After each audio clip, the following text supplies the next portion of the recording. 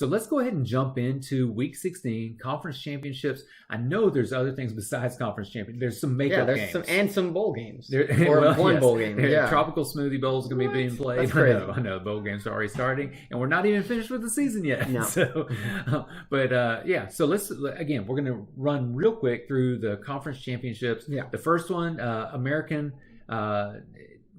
what they've got is the game that was supposed to be last week, and that is Tulsa is going to be facing Cincinnati. Right, and this is a top 25 matchup for both of these teams. I believe Cincinnati is higher than, I believe they're 7 or 8. Maybe they are. But this is big. Yeah. If Cincinnati wins this, they solidify themselves as the Group of 5 team in the New Year's Six Bowl. If they lose it, it opens things up a little bit. First off, if they lose, they cannot possibly be in the Group of 5 game. You have to be a conference championship winner to be in the Group of 5 game, right? Yeah. So if they lose, it doesn't matter what their rank was. It doesn't matter if they're still higher than Coastal or something. Somehow, they do not get it. Yeah. So just something to pay attention to. I think it's more important for them not just not to lose, but I think they need to win decisively, sort of like we were talking about Coastal Carolina. It needs to be sort of decisive as they come into this. It needs, for their sake, yes, but I mean, all they have to do is win the game to solidify the New Year's Six spot. So true. We'll see what happens. Okay, then Pac-12. Okay, this is interesting. Yeah, we're going to have Oregon facing number 13 USC. Yep. What's interesting here is it really should have been Washington, but Washington, because of COVID, they've had to bow out, and so that gives Oregon a chance. 3-2 Oregon now has a chance to win the Pac-12. Yeah. I'm not going to watch. Like, I don't care about this game. Yeah.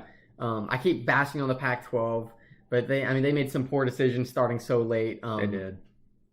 Yeah. So it's honestly their fault that they're not really in the picture for anything. Yeah, it is true. Yeah.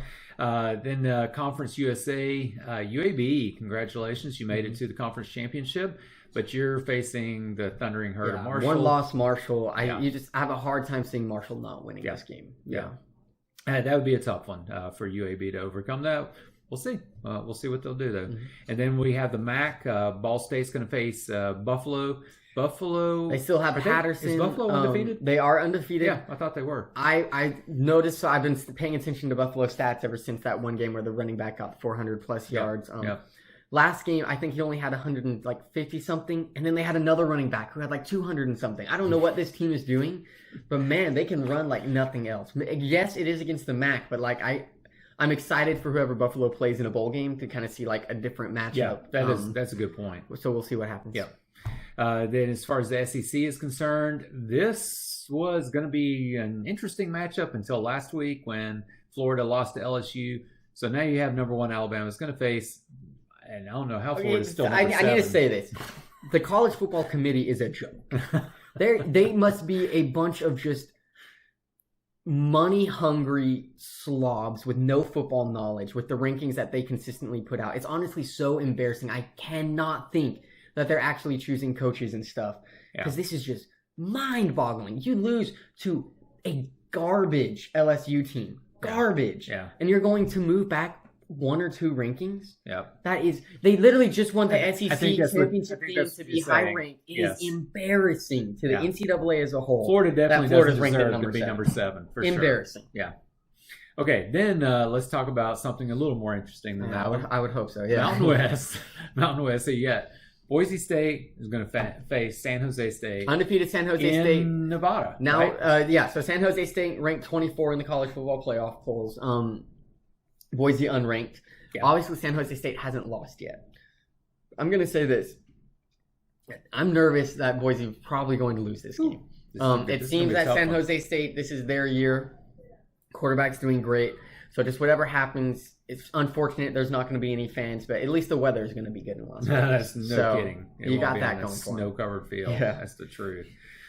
Big 12. So got number 10, Oklahoma is going to be facing number 6, Iowa State. It's really hard to beat the same team twice. Yeah. And Iowa State's going to have to do that with Oklahoma. And Oklahoma is definitely traditionally the better team. Yeah. And I would say they're better than they were at the beginning of the season. For sure. And that's when Iowa State beat them at the beginning of the season. Yeah. So they've come along. That being said, Iowa State's playing some of their best football right now. They are playing good football too. This actually might be a good game. I'm excited. Yeah, I'm very excited about this game. Yeah. Is at least in recent times, ever made it. I know they haven't made it to a New Year's Six bowl game. So if it was between this game and the Pac-12 championship, which one would you watch? Oh, for sure this one. Yeah, that was a joke. Number 6, Iowa State. They've I know 2 losses, but they've earned where they're at. Oh, they've started playing dominant football, and then Oklahoma really has recovered well from a pretty disappointing start to a season. Yes. So it's a good game. I think it'll be a good game to watch out. Big Ten. So Ohio State didn't make it in. Number 14 Northwestern is going against number 4 Ohio State. I would do anything for Northwestern to beat Ohio State. It's not going to happen. Anything. That would be the greatest karma towards Ohio State. Like the fact that the Big Ten will just bend over backwards and absolutely do anything for Ohio State. They're sweethearts.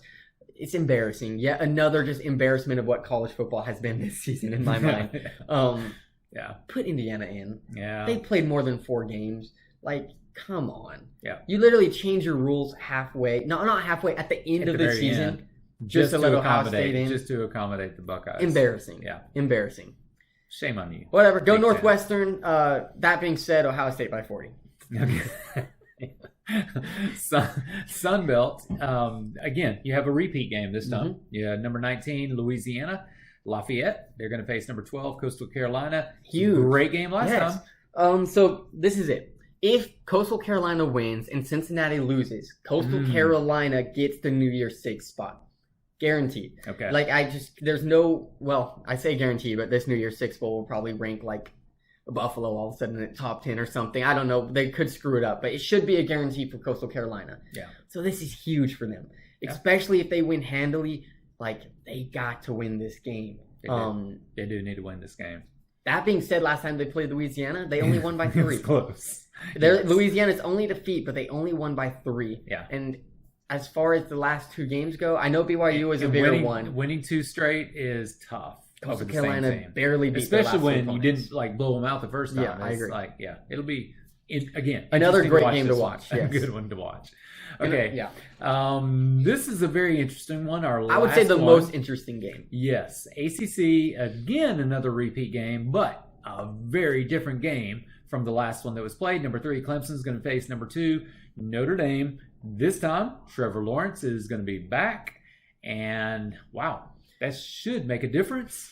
I mean, it should, but at the same time, I'm not going to try to pronounce his name. But Clemson's backup quarterback from Hawaii, who played in the last game, he did amazing. 400-plus yards. Yeah, like, that's I don't true. think Lawrence could have done much different. Yeah. So I think it's going to come down to Clemson's defense in this game. Yeah. That being said, and Notre Dame, can they contain Lawrence? Can they keep him from getting some of those run yards that their backup quarterback did not get?